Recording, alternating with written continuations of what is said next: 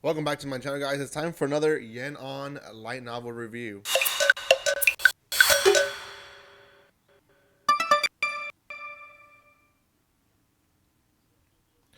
Welcome once again, guys. This is going to be on the Executioner and Her Way of Life. Thus, She is Reborn. Um, it's a very beautiful cover. I want to start with that. Um, it's if I had a poster of this cover, I would have it. Um, it's not a very lewd page. It's also not busy, but still gets the character. I don't know.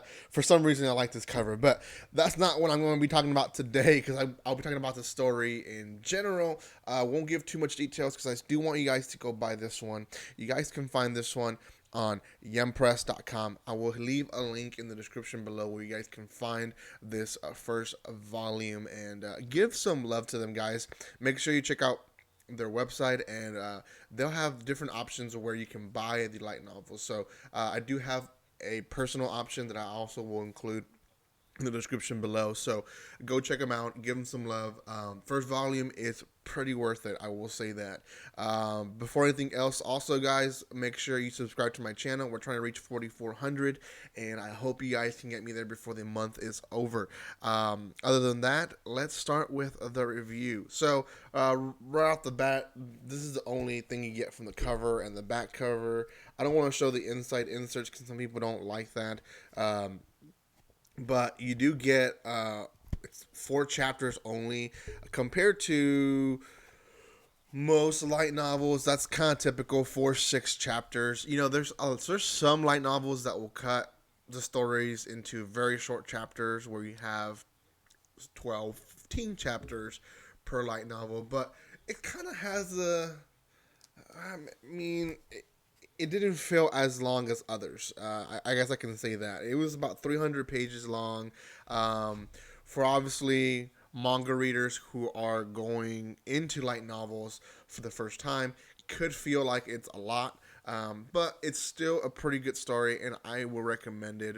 Just from the beginning, I do recommend it. So let's talk about the story itself because this story actually is kind of unique in a way, and I can see why people are already loving this story and making a big fuss of hopefully making it into an anime. But essentially, it takes the isekai concept and makes it into completely different um, deal that really does work. Essentially, we meet our character from the beginning get go, and Menuo, I believe is her name, and she lives in this world where there is such thing as the lost ones, and these people usually come from a different world, and they end up in this world. Now, some of them are summoned, some of them are I guess reincarnated there. And so it is kind of an isekai story, but not really. It takes the perspective of the people that have already lived in the world instead of the perspective of the isekai character.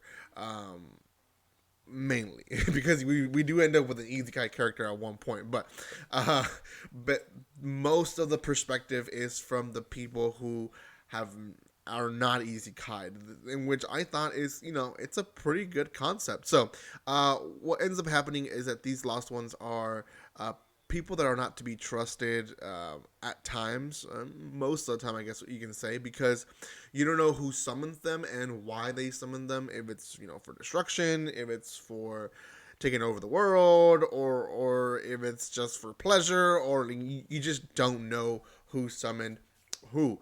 And these isekai characters obviously show up with sometimes overpowering powers that is an issue to the world. So, the church essentially creates,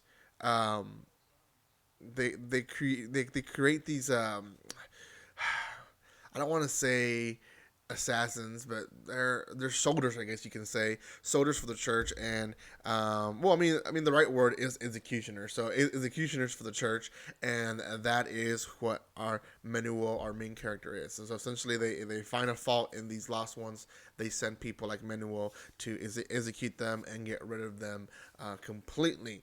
And essentially, Menuo, that is her job. So the first, I want to say, half maybe of the story is the story built up, as well as the world being introduced, and the church and Menuo character and how they view stuff, and it's essentially given us this intro to what's gonna happen. And as you can see, these last ones are very unpredictable, so there's obviously a big hate against them, and Menuo is, she thinks what she's doing is right from the get go because she is essentially protecting her world.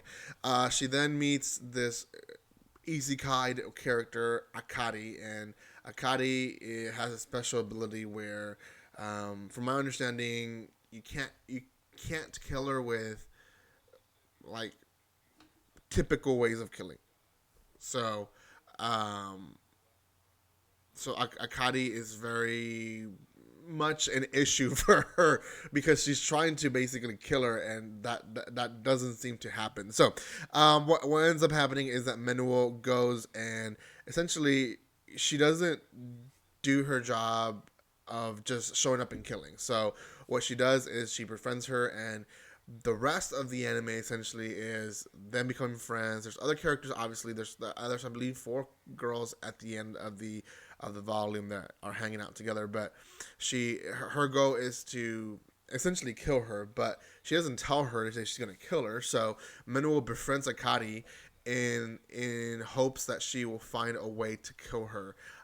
She also befriends her, but at the same time is now figuring out that there's more to the story, that to what the church is doing and what the world sees these lost ones as, than what it is to what she believes. So I'm gonna stop there because I don't want to give more details. I'm trying to go around some parts, but essentially that's in a nutshell the story. You have good versus evil, and the story itself questions what is good.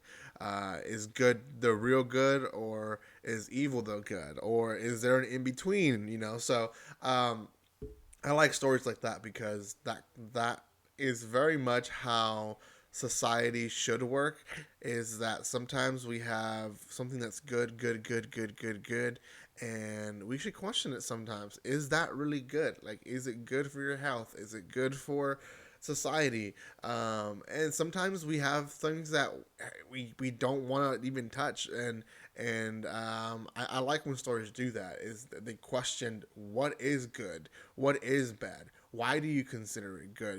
Is it for your benefit, or is it for the benefit of the world? So it's a definitely good concept. I like that. The other thing I love about this series is the perspective point of view of not the isekai characters, but the other people, because a lot of time you get these isekai stories and they're always about the isekai characters. They're always overpowered, and it's always like they're nothing, and you kind of don't even like respect those characters because they're just like in another world. So he can kill off anything he wants, and it's okay. So in a nutshell, I want to say that this story is probably one that you guys should pick up. I think a lot of guys would enjoy this one for sure. So make sure you go check out the link down there in the description below. Give some love to this video. Comment, like, and share. I do recommend the story mainly because of its concept. I will say it ended in I think they're arriving to the city. So it didn't give me a huge cliffhanger as I expected, but I would read volume 2 because of how the story was formed. So yeah, go check it out. It's in the description below. Comment, like, and share. Subscribe, do all that fun stuff. Thank you guys for loving support, and guys, like always, don't be strangers.